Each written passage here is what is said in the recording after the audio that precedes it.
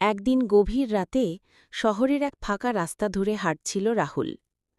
চারপাশে নিস্তব্ধতা, শুধু দূরের কোনো কুকুরের ডাক মাঝে মাঝে ভেসে আসছিল।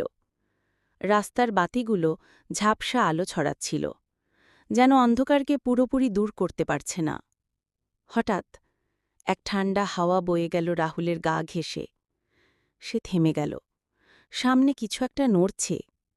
চোখ কচলিয়ে ভালো করে তাকাতেই দেখল একটি সাদা কাপড়ে মোড়া অবয়ব ধীরে ধীরে তার দিকে এগিয়ে আসছে।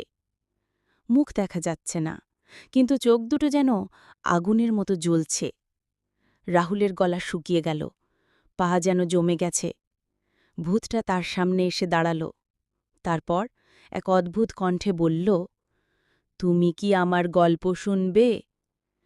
কি মনে হচ্ছে, গল্পটা এখানেই থামিয়ে দিই, নাকি ভূতের অতীত, তার অভিশাপ কিংবা রাহুলের সাহসিকতা নিয়ে আরও এগিয়ে যাই? তুমি